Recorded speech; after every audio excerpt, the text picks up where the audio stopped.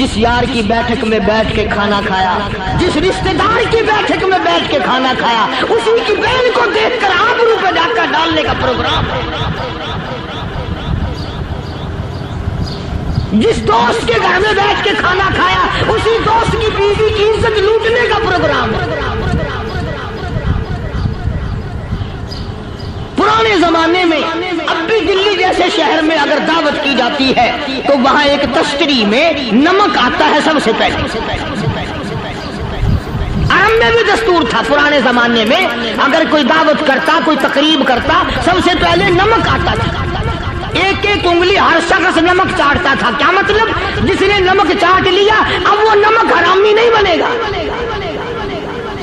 इस घर में चोरी करना, इस घर की आबरू का गलत तस्वुर लाना, इस घर के माल में खयानत करना वो हराम समझता था जिस घर का मैंने नमक चख लिया। और मुसलमानों की बात नहीं, हिंदुओं की भी ये बातें थी। मौलाना मोहम्मद अली साहब जलंधरी सबकैद रहमतुल्लाह अलैह फरमाया करते थे कि एक सिख था बहुत बड़ा डाकू, मुसलमान और हिंदू मिलकर उसको साथ मिलाकर के ले गए कि यहाँ इस गांव में, इस पिंड में डाका डाले। सफर करके गए, तकलीफ उठा के गए।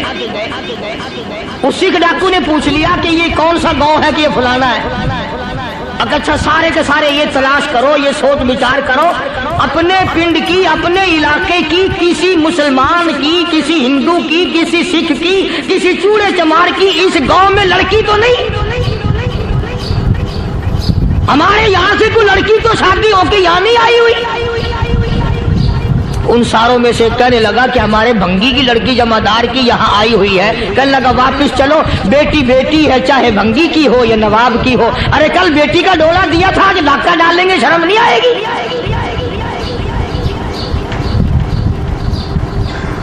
आज वो तस्वुर कहाँ चले गए और हम सब रोते फिरते हैं, सुकून नहीं, इत्मीनान नहीं। अरे इत्मीनान आएगा कैसे? हमारे दिल बेईमान है, नीयतें खराब है, आएगा कहां से? सहाबा किराम रिज़वानुल्लाह ताला अलैहिम अजमईन की जमात ने इस कदर इस बात पे मेहनत की और कोशिश की कि गलत लुकमा भी पेट के अंदर न चला जाए।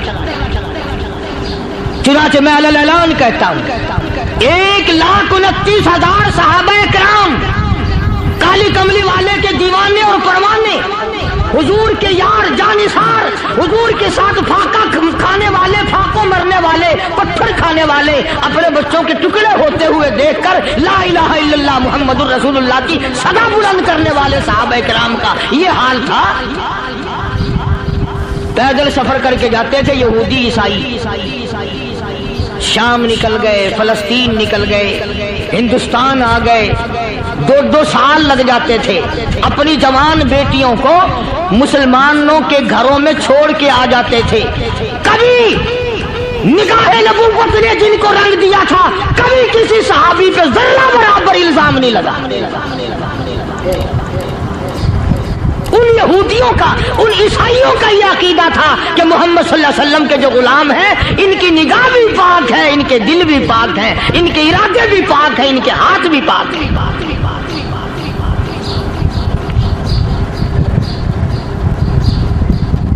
मिस्र के गवर्नर ने, मिस्र के जनरल कर्नल ने खत लिखा सैयदना फारूक आजम रज़ी अल्लाह ताला अन्हु की खिदमत में।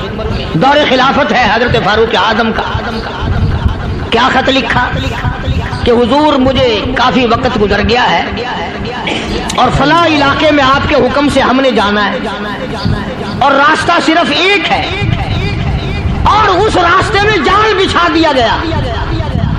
अब मुझे मशवरा दे, मैं क्या करूं, हुक्म दे मुझे।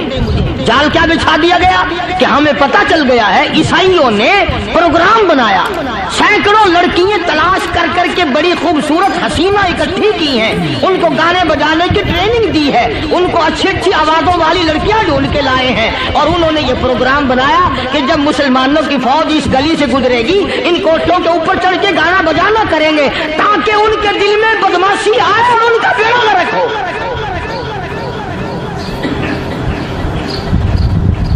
कभी काफिर का यह अकीदा था कि मुसलमान का दिल बिगड़ा तो ये गया, इसकी नीयत में खराबी आई और ये तबाह हुआ।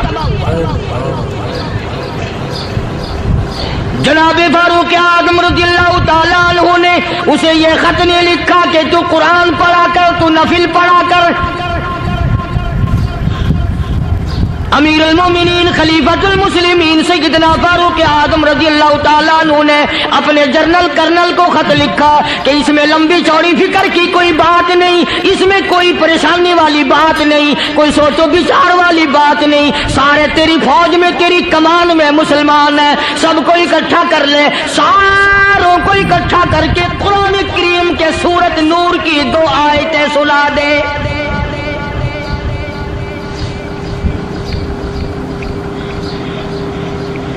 یہ بھی نہیں فرمایا کہ سزا سناؤ، اتنے کوڑے لگیں گے، جو خلاف کرے گا یوں قید ہوگی، یہ کورٹ مارشل کر دیا جائے گا، کچھ نہیں۔ جناب فاروق اعظم رضی اللہ تعالیٰ عنہ کی رائے دیکھو، ان کے خیال میں قرآن کریم میں اتنی بڑی طاقت ہے، اتنی بڑی عظمت ہے، اتنی بڑی کرامت ہے، کلام الہی میں اتنا بڑا شرف ہے، اعلان کر دیا، فرمایا اپنے کرنل کو ساری فوج کو، لشکر کو اکٹھا کر کے قرآن کریم کی فلاں فلاں آیت سنا دے۔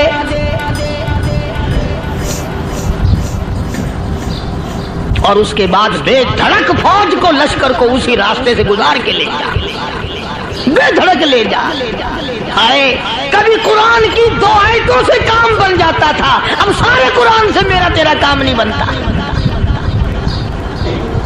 قصور قرآن کا نہیں ہے، یہ میرا تیرا ہے، یہ تو اتنی وفادار کلام ہے، اتنی پاک کلام ہے، خدا کی قسم ہزاروں رجسٹروں کے گتے، ہزاروں چائے کے ڈبے، ہزاروں مٹھائی کے ڈبے، لاکھوں کروڑوں دوائیوں کے ڈبے گندے نالوں پہ، کوڑیوں پہ، روڑیوں پہ پڑے ہیں، اور جس گتے نے قرآن کے ساتھ یاری لگا لی، خدا کی قسم کوئی آدمی بغیر وضو اس گتے کو بھی ہاتھ نہیں لگا سکتا۔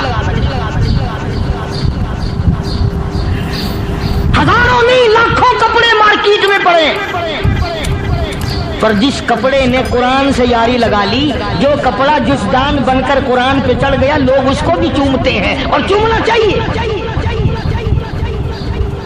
یارو کپڑے نے قرآن سے یاری لگائی تو کپڑا عظمت والا بن گیا، گتے نے یاری لگا لی تو گتا بن گیا۔ ہزاروں قسم کے کاغذات روزانہ ذلیل ہوتے پھرتے ہیں، جس کاغذ پہ قرآن لکھا گیا وہ عظمت پا گیا، جس سیاہی سے قرآن لکھا گیا وہ سیاہی عظمت والی بن گئی۔ ارے اگر مسلمان قرآن کو اپنے اندر پیدا کر لے، اس کی عظمت کو بسا لے، اس کو اپنا لاہ عمل بنا لے، اس کو اپنے سر پہ رکھ لے، تو کیا یہ بندہ قرآن کے ساتھ وفاداری کرے تو قرآن کیا خیال ہے، قرآن بے وفائی کر دے گا؟ یقین نہیں، یقین اصل بات اعتقاد کی ہے۔ یقین کا تو یہ عالم بنا ہوا کہ اگر کوئی چوری کا معاملہ ہو جائے اور کسی پر شبہ ہو، اگر اسے کہو کہ قرآن اٹھا دے تو دیر نہیں لگائے گا، اور اگر کہے کہ فلانی خانگاہ کا کنڈا مار دیا تو یہ کام میں نہیں کرتا۔ خانگاہ کے کنڈے پہ ایمان ہے، قرآن پہ ایمان نہیں۔ اس پر یقین ہے کہ پیر اندھا کر دے گا، اور یہاں یقین نہیں کہ جس خدا نے پیدا کیا اگر میں نے جھوٹا قرآن اٹھایا تو وہ برباد کر دے گا۔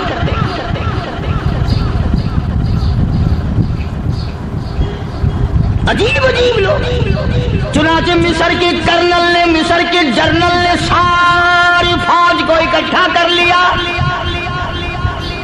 اس نے بھی یہ بات تو نہیں کہی کہ فاروق اعظم کو دوبارہ خط لکھتا کہ حضرت یہ تو 2 آیتیں آپ نے لکھی، یہ تو سارا قرآن روز پڑھتے ہیں، پر بنے گا کیا؟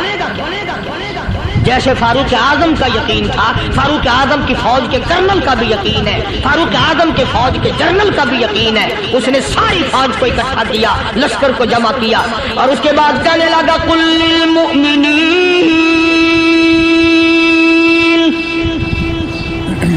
یغضوا من ابصارکم ویحفظوا فروجہم ذالک ازکی لہم ان اللہ خبیر بما یصنعون۔ او لوگو، خدا تمہیں کہتا ہے اپنی آنکھوں کی حفاظت کرو، اگر تمہاری نظریں غلط جگہ پڑی اپنی عزت کی حفاظت کرو، اپنی آبرو کی حفاظت کرو۔ اگر غلط نظریں پڑی، غلط استعمال ہوئی، ان اللہ خبیر بما یصنعون،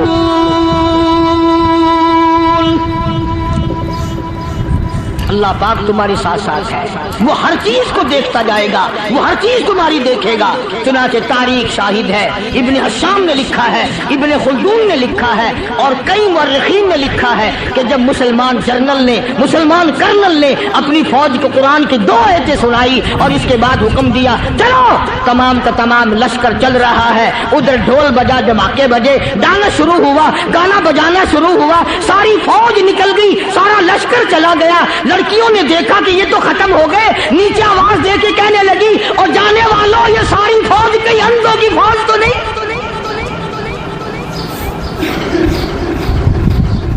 یہ حسن کا نظارہ اور یہ ڈانس اور یہ آواز، ہم ناچ ناچ کے تھک گئی، کوئی سر نہیں اٹھاتا۔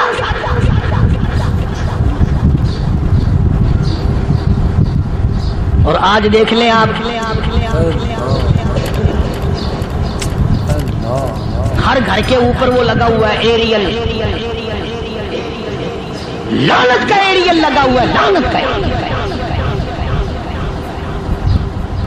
حاجیو تم کیا کہتے ہو کہ ہمارے گھر کا اس میں کیا بگڑے گا؟ خدا کی قسم وہ بگڑتا ہے، وہ دیمک لگتی ہے، وہ تباہی پھرتی ہے، تمہیں پتہ بھی نہیں چلتا۔ تم نے کیا سوچ رکھا ہے؟ مسلمان کرنل کے حکم پہ ساری فوج نکل گئی، ناچنے والی گانے والی لڑکیاں عیسائیوں کی حیران ہیں، کیا ہوا؟ لاکھوں کی تعداد میں فوج گزر گئی، کوئی نگاہ اٹھا کے نہیں دیکھتا۔ ایک مسلمان سپاہی گزرتا گزرتا نیچی نظریں کیے کہنے لگا سر کیسے اٹھائے، نگاہ کیسے کوئی اٹھائے گا؟ یہ سارے کے سارے اللہ کا قرآن سن کر آئے ہیں۔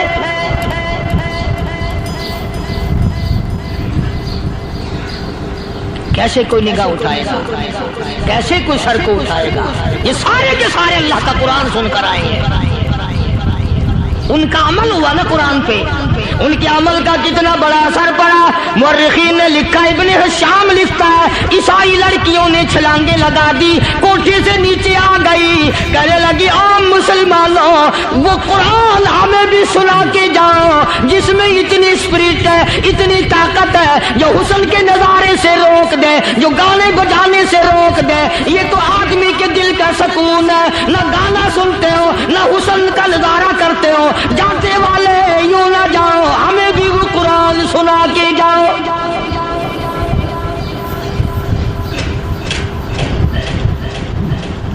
اس قرآن میں کتنی بڑی طاقت ہے، وہ کتنی عظمت ہوگی اس میں، اس کلام میں کتنی برکت ہوگی، جس کلام میں یہ تاثیر ہے کہ وہ ایسی ایسی چیزوں سے روک دیتا ہے۔ چنانچہ ایک مسلمان سپاہی چلتا بھی جاتا ہے اور کہنے لگا وَقُلْ لِلْمُؤْمِنِينَ وَقُلْ لِلْمُؤْمِنِينَ، قرآن کی آیت پڑھ کے سنائی، سینکڑوں نہیں بے شمار لڑکیاں ایک مسلمان کی زبان سے اللہ کا قرآن سن کے کہنے لگی اور جانے والوں چھوڑ کے نہ جاؤ، ہمیں بھی کلمہ پڑھاؤ۔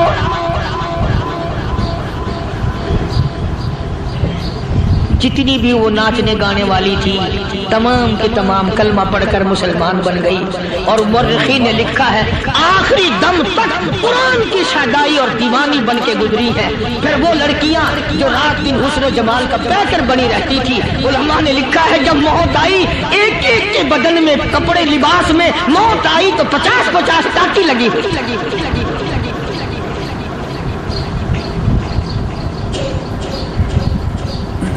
بظاہر تو آج بھی بڑی جھاڑا پنجی ہے، بڑی صفائی ہے، بڑی دوڑ دھوپ ہے۔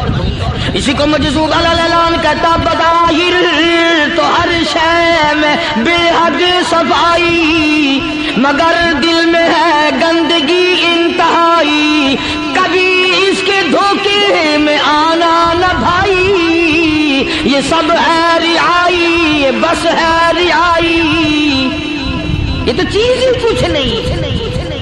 بڑے بڑے دھندے ہمیں پلٹتے دیکھے، بڑے بڑے نظام بگڑتے دیکھے۔ محمد عربی صلی اللہ تعالی علیہ وسلم کے دربار میں بڑے بڑے لوگ آتے تھے۔ اللہ غنی، نگاہ نبوت نے جس کو رنگ دیا، سبحان اللہ، پھر قیمت جو بن گیا وہ اسلام کی دولت سے پیچھے نہ آیا۔ کوئی پیچھا پھر کے دیکھا ہی نہیں کہ ہم کیا کر رہے ہیں۔ ایک لذت تھی، ایک کیف تھا، ایک سرور تھا صحابہ کرام۔ کہاں سے وہ چیز ہم لائیں؟ کیسے ہم میں وہ چیز پیدا ہوگی؟ جنگ بدر ہوا، بڑی بہترین بات ہے، توجہ لکھ کے لے جاؤ، انشاءاللہ قبروں میں دعائیں دو گے۔ جنگ بدر ہوا، 70 سے زیادہ کافر پکڑے گئے، مدینے میں پکڑ کے قیدی بنا کر کے لائے گئے۔ تنگ دستی کا زمانہ ہے، 1 سال نہیں ہوا مسلمان اجڑ کے آئے تھے، مار کھا کے آئے، پریشان ہو کر آئے، دن دولت چھوڑ کر لٹا کر آئے، ان کے پلے کیا تھا؟ شام کا وقت ہوا، مدنی کریم صلی اللہ تعالی علیہ وسلم نے مسجد کے دروازے میں کھڑے ہو کر اعلان فرما دیا، کون ہے جو میرے مہمانوں کو کھانا کھلائے؟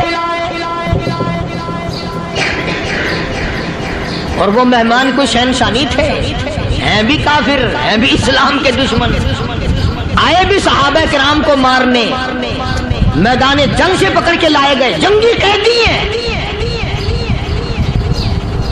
اس نبی کی طرف کبھی منہ کیا کر جس نبی کا تو غلام ہے، امتی بڑا پھرتا ہے۔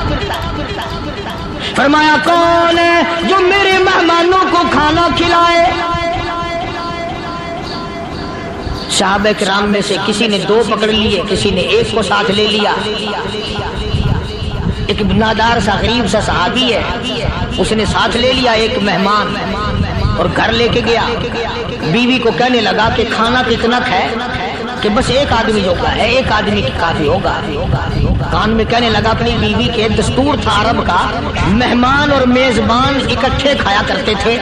اپنی گھر والی کے کان میں کہنے لگا کہ اس کے آگے کھانا رکھ دیں گے مہمان کے، جب یہ کھانا شروع کر دے گا کسی بہانے سے دیوا بجھا دیو، میں یوں ہی منہ کو خالی ہلاتا رہوں گا، یہ کھانا کھا لے گا، پیٹ بھر جائے گا اس کا۔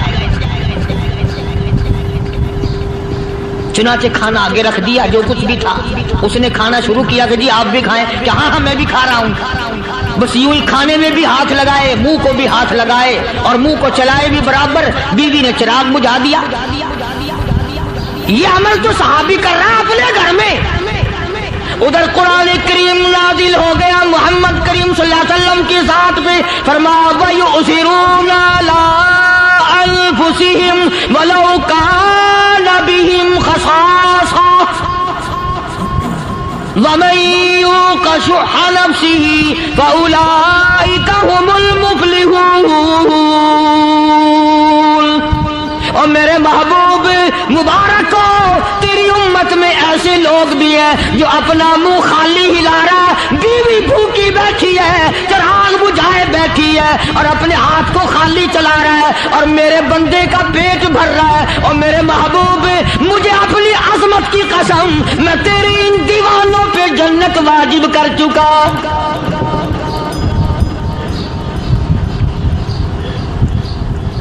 اب حضور صلی اللہ علیہ وسلم نے تو ان کو نہیں سکھایا تھا کہ تو جا کے ایسا کرنا، قدرتی مزاج ایسا بنا دیا تھا۔ ایک اور موقع آیا مدینے پاک میں، جنگی قیدی اور جگہ سے اسی طرح سے آئے۔ ایک صحابی ایک اور آدمی کو، جنگی قیدی کو کافر میں گھر لے گیا۔ بیوی کہنے لگی کہ ایک ہی آدمی کا کھانا ہے بس، انہوں نے کہا اس کو دے دو۔ وہ کافر جنگی قیدی کہنے لگا کہ آپ بھی کھائیں، کہنے لگا بھی بات ہے صاحب، 1 آدمی کا کھانا ہے، تو کھانا کھا، میں درخت کے پتے چبا لیتا ہوں۔ وہ کہنے لگا میں کھاؤں گا پتے۔ انہوں نے کہا تو رئیس آدمی ہے مکے کا، میں پرانا غریب ہوں، مجھے پتے چبانے کی عادت ہے، تیرے پیٹ میں درد نہ ہو جائے، میں عادی ہوں پتے چبانے کا۔ اس نے پتے چبا لیے، کافر مسافر اور مہمان جو تھا جنگی قیدی اس کو کھانا کھلا دیا. دوسرے دن پھر ایسی نوبت آئی. اس نے کہا آپ بھی میرے ساتھ کھانا کھائیں گے؟ کہ نہیں بھائی تو کھا، میں بچے چبانے کا عادی ہوں. 2 دن تو اس کافر نے کھانا کھا لیا اور جب تیسرے دن اس کے آگے کھانا آیا انہوں نے کہا بھائی تو ہی کھا، بس اتنا ہی کھانا ہے، میں تو میاں بیوی ہم تو پتے چبا لیں گے. وہ کہنے لگا مدینے والوں تم خود پتے چباتے ہو، دشمنوں کو کھانا کھلاتے ہو، آج میری بھی ایک شرط ہے، پہلے کلمہ پڑھا پھر کھانا کھلا.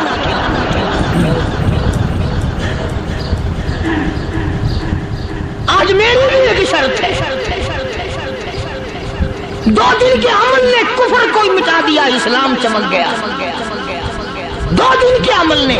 میرا تیرا 60 سال کا عمل ہے، کبھی کسی کافر کو مسلمان بنایا؟ الٹے کام، ہر غلط، ہر معاملہ الٹا ہی ہے. ہر آدمی بیزار ہوتا ہے، یار دین تو کچھ نہیں، یار اسلام کچھ نہیں، یارو ایمان کچھ نہیں.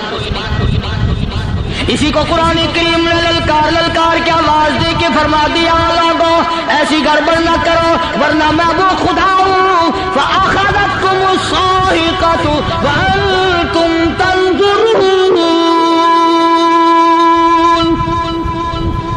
جبریل امین نے ایک چیخ ماری، ساری قوم کے جگر پھٹ گئے. میں وہ خدا ہوں لا تركضوا وارجعوا إلى ما أترفتم فيه ومساكنكم لعلكم تسألون.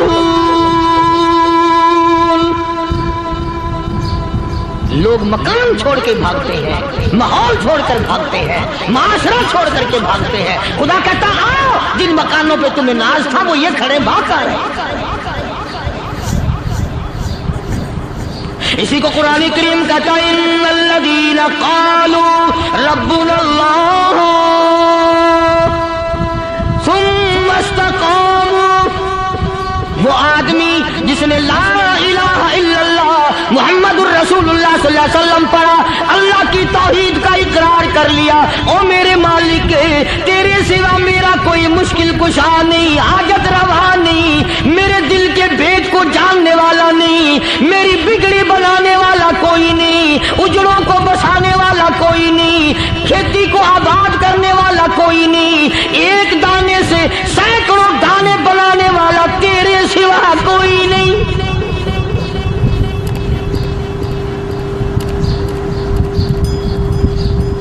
کھیتوں میں جاؤ، کبھی یہ تو سوچو کہ دنیا میں حکومتوں نے کتنے مل لگا رکھے ہیں، چینی کے، شکر کے کتنے مل ہیں، کتنے ڈیپو ہیں، پھر بھی قلت ہو جاتی ہے. اور یہ اللہ میاں نے کتنا میٹھا کیلے میں، سنترے میں، مالٹے میں، انگور میں، سیب میں. کبھی یہ بھی سنا کہ اللہ میاں کا شوگر مل فلاں علاقے میں لگا ہوا ہے؟ کبھی یہ تو دیکھو کہ یہ قدرت کاملہ کے سوا اور کون پیدا کر رہا ہے؟ فرمایا جس نے اللہ کی توحید کا اقرار کر لیا، محمد عربی صلی اللہ علیہ وسلم کی ختم نبوت کا اقرار کر لیا، خدا کے بعد خدا کوئی نہیں، مصطفیٰ کے بعد نبی کوئی نہیں. پھر قرآن نے شرط لگائی ثم استقاموا، پھر اس پر جمع رہے، ڈٹا رہے. یوں نہیں کہ کبھی ادھر لڑک گیا کبھی ادھر لڑک گیا. لوگ تو بدل جاتے ہیں، لوگوں کا کیا ہے؟ پچھلے سال کی بات ہے، یہیں مغرب کی نماز کے بعد گرمی کے موسم میں یہاں بیٹھا ہوا تھا باہر، آگے شہر کے وہ آدمی کہنے لگے جی ایک کام آئے ہیں. میں نے کہا کیا؟ کہ 25,000 روپے چوری ہو گیا ہمارا، بتاؤ ہمیں. میں نے کہا مجھے کیا پتا؟ انہوں نے کہا نہیں سارا شہر کہتا ہے کہ قاریہ نہیں بتا دیتا ہے. میں نے کہا اچھا یہ یوں نہیں جانے کا. میں نے کہا پھر آدھ دے لوں گا.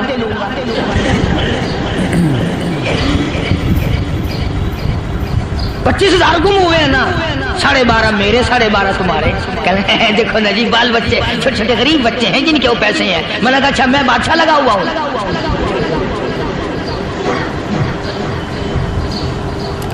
انہوں نے کہا جی سودا مہنگا. میں نے کہا پھر کہیں اور چلے جاؤ. کتنا میں نے سمجھایا نہیں ماننا کہ اگر ہمیں یوں پتہ چل جائے مولویوں کو ولیوں کو تو پھر یہ لاکھوں کروڑوں پولیس والے رکھنے کی ضرورت ہے بھلا؟ اتنی بڑی فوج کا رکھ کر کیا کریں گے ہم؟ اربوں روپیہ فوج کا خرچہ ہے، دو ولی، ایک ولی کو اس بارڈر پہ بٹھا دیں گے، ایک ولی کو اس بارڈر پہ بٹھا دیں گے، پھر ہم بڑھانا دیں گے اولیاء کرام رجمت۔ ذہنیت مری گئی، سمجھ نہیں پاتے، دین کے قریب نہیں آتے لوگ، سمجھتے ہیں۔ فرمایا ثم استقاموا تتنزل علیہم الملائکۃ الا تخافوا ولا تحزنوا وابشروا بالجنہ التی کنتم توعدون۔ قرآن کہتا ہے ادھر ولی کی موت آتی ہے، ایسا آدمی جو اپنے کلمے پہ جمع رہے، شرک و بدعت کی لعنت سے بچے، کفر و نفاق سے بچے، ادھر موت آتی ہے، ادھر فرشتے کہتے ہیں گھبرانا، غم نہ کر، بہشت کے دروازے تیرے لیے سارے کھلے ہوئے۔ وَلَكُمْ فِيهَا مَا تَشْتَهِي أَنفُسُكُمْ وَلَكُمْ فِيهَا مَا تَدَّعُونَ۔ فرمایا ہم تمہاری ہر اس تمنا کو پورا کریں گے، ہر اس آرزو کو پورا کریں گے، جو مانگو گے وہی ملے گا، جو کہو گے وہی دیا جائے گا۔ نحن اولیاؤکم فی الحیات الدنیا وفی الآخرہ، ہم دنیا میں بھی تمہارے کارساز ہیں، ہم آخرت میں بھی تمہارے کارساز ہیں، ہم دنیا میں بھی تمہارے دوست ہیں، آخرت میں بھی تمہارے دوست ہیں، اور خدا کے یہاں وہ انعام ملے گا۔ اللہ غنی، رائی کے دانے کے برابر نیکی کی ہوگی، جب پڑھا پہاڑوں کے برابر ثواب ملے گا تو آدمی حیران ہوگا، یا اللہ تیرے جیسا بیگ تو کسی کا بھی نہیں۔ رائی کا دانہ لے کر پہاڑ واپس کر دیا، مالک نے نجات کا ذریعہ بنا دیا۔ فرمایا نزلا من غفور رحیم، یہ مہمانی ہے پروردگار عالم کی طرف سے۔ قرآن اعلان کر کر کے کہتا وبالاسحار ہم یستغفرون۔ اللہ پاک فرماتے ہیں میرے بندوں کی نشانی یہ ہے کہ وہ آخری رات میں بڑے ویلے سحری کے وقت اٹھ کر استغفار کرتے ہیں، اللہ کے حضور میں معافی مانگتے ہیں، روتے ہیں، عاجزی کرتے ہیں۔ کہتا کہ ایک تڑپ سی دل میں امنگتی ہے، ایک درد جگر میں ہوتا ہے، ایک تڑپ سی دل میں امنگتی ہے، ایک درد جگر میں ہوتا ہے، ہم رات کو رویا کرتے ہیں جب سارا عالم سوتا ہے۔ سب لوگ سوئے ہوئے ہوں اور اللہ کا دروازہ کھٹکھٹا، اندھیرے میں مالک کائنات کے سامنے جھولی پھیلا، اپنی بگڑی کا سوال کر، اپنی مشکلات اس مالک کے سامنے پیش کر جو سارے جہان کا خالق و مالک ہے۔ عقیدہ بھی بناؤ، اعمال بھی بدلو، مزاج بدلو، طبیعتوں میں انقلاب لاؤ، اور لوگوں ان گھروں کو مسلمانوں والے گھر بناؤ۔ تم برا مان کے جاؤ یا بھلا مان کے جاؤ، میں اپنے عقیدے کی بات کو چھپاتا نہیں۔ جس گھر میں کوئی مرد عورت قرآن کے کھولنے والا نہیں، میں اس گھر کو مسلمان کا گھر نہیں کہتا، وہ چوڑے اور کرار اور سکھ کا گھر۔ تمہیں یہ سکھایا کس نے ہے کہ مرنے کے بعد قرآن پڑھا جاتا ہے اور ساری زندگی میں نہیں پڑھا جاتا؟ یہ قرآن مردوں کے لیے تھوڑی آیا، یہ زندوں کے لیے آیا۔ حدیث پاک میں آتا ہے حضور کریم صلی اللہ علیہ وسلم نے فرمایا عیسیٰ علیہ السلام ایک قبرستان سے گزرے، گورستان سے گزرے تو ایک قبر کو دیکھا، وہ نبی ایسا تھا، اس کے معجزات ایسے تھے۔ قبر میں دیکھا تو ایک بڑھیا جل رہی ہے، سڑ رہی ہے، تباہ ہو رہی ہے، رو رہی ہے۔ تو عیسیٰ علیہ السلام پناہ کر کے وہاں سے گزر گئے۔ چند دنوں کے بعد جو اسی قبر کے پاس سے گزرے تو عیسیٰ علیہ السلام کو دھیان آیا کہ اس قبر میں ایک بڑھیا بڑی عذاب بھگت رہی تھی، مگر اس دن جو دیکھا وہ تو عیش میں بیٹھی، تخت میں بیٹھی آرام کر رہی۔ سیدنا عیسیٰ علیہ السلام نے اللہ پاک سے سوال کر دیا، الہی مرنے کے بعد تو آدمی کوئی نیکی بھی نہیں کر سکتی، اس نے کیا کر لیا جو اس کا سارا نظام بدل گیا؟ آواز آئی اے عیسیٰ، لکھ کے لے جاؤ یہ بات، حضور کا فرمان ہے، فرمایا اے عیسیٰ، اس مائی کے چھوٹے سے پوتے نے استاد کے پاس جا کر کے پڑھا بسم اللہ الرحمن الرحیم، اس ننھے سے منہ سے، چھوٹے سے منہ سے جب یہ لفظ نکلا اے اللہ تو بڑا مہربان ہے، تو بڑا کریم ہے، عیسیٰ چھوٹے سے منہ سے جب نکلا، وہ تو معصوم تھا، اس کے منہ سے جب نکلا نا کہ میں بڑا مہربان ہوں، میں نے اس معصوم بچے کے صدقے میں اس کی دادی پہ گرم کر دیا، اس کے نام میں بڑی برکتیں ہیں، اس اللہ کا نام لینے میں بڑی برکت ہے، گڑ میں مٹھاس ہے، اللہ کے نام میں مٹھاس نہیں، ٹافیوں میں مٹھاس ہے، اللہ کے نام میں مٹھاس نہیں، تم نے چکھ کے نہیں دیکھا، اگر تم چکھ لو خدا کی قسم دنیا کی کوئی چیز اچھی نہ لگے اللہ کے نام کے مقابلے میں۔ اللہ پاک مجھے اور آپ سب کو اپنا نام لینے کی توفیق عطا فرمائے، اپنے قرآن کی تلاوت کرنے کی توفیق عطا فرمائے، اور اپنا ذکر اور اپنا فکر اور اپنے شکر کی توفیق عطا فرمائے، اور اللہ پاک ہم سب کو یہ ہمت دے کہ مرتے دم تک ہم قرآن سے یاری کریں، قرآن سے وفاداری کریں۔ وآخر دعوانا ان الحمدللہ۔